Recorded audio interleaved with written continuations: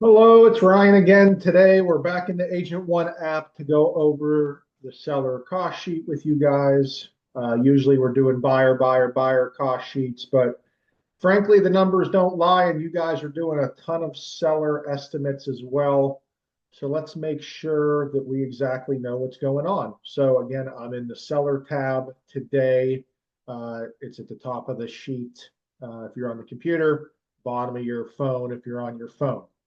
First things first, as always, I always like to say, ignore add address. If you're adding address, it's going to try to calculate taxes automatically. That gets a little hairy in this system. I would say ignore adding address. First place you want to go is figure out what type of loan it's going to be. If it's going to be an all cash offer, whatever it may be, more than likely we're going to leave this in a conventional loan. And we'll just use my standard. I'm usually going with 300,000 for estimates for the purchase price. Then we're going to start getting into exactly what the specifics are for your transaction. So first, you're going to put your broker fee on your side of things for the seller. Again, if you don't like the name of it, you can hit the drop down and change it if you would like. If the seller is going to be paying the buyer side, it goes here. Make sure it is marked for seller. If it's marked that the buyer is going to pay it, it will not calculate it on a seller cost sheet. It will calculate it as a zero.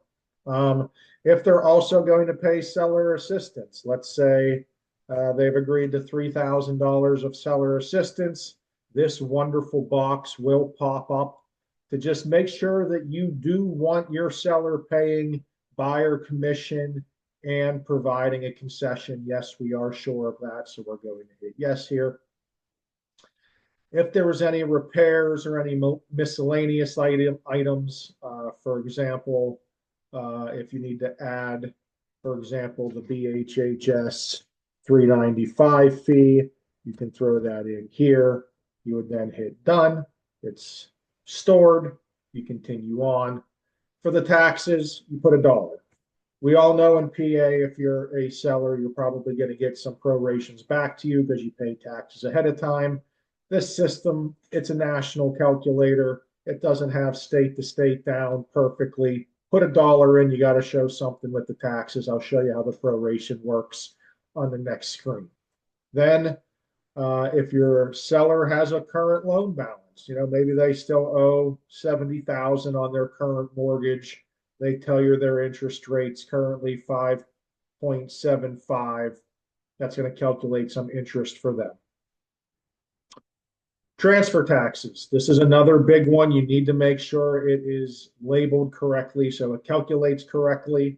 If it's normal 1%, you'd put 1 here and make sure it is for seller. If it's labeled buyer, it's not going to calculate it as a seller cost. And the closing date is just estimated, 30 days from today. You would hit compute. On the buyer side, we usually see 2 circles.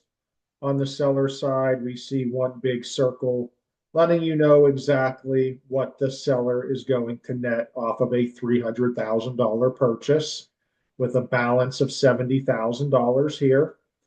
That $1 prorated to negative 0.5 cents. I don't think 5 cents is going to affect the transaction either way. That's just how it calculates. And then it shows the full closing cost. Now, before we even share or print the PDF, or you hit the widget on your phone with the square with the arrow coming out to make the cost sheet, you can click here and see the detailed closing costs. Here's the title fees from Everest up here. And then the other fees that we put in, the BHHS 395 fee, transfer tax 1% or $3,000 we have there. The interest here based off their interest rate and what they owe. Seller concessions is 3,000 here. And then we had the seller paying both buyer broker and seller broker fee, 3% for each side. That's the 9,000 for each. Get out of here. Then if you hit share or print the PDF, that's where you then have the couple options where you can go, whichever one that you like the best. you can send out, and again, yours will have your information, not mine, a quick seller cost sheet from a mortgage app. We think that's pretty cool that at West Penn, not only do we have a tool that offers buyer cost sheets, but our tool offers seller cost sheets as well. You name another lender that has that going. I don't know anyone else that has an app like this. So please, I'm here to help. Anything that we can do for your clients, let me know. Have a great holiday and talk to you soon.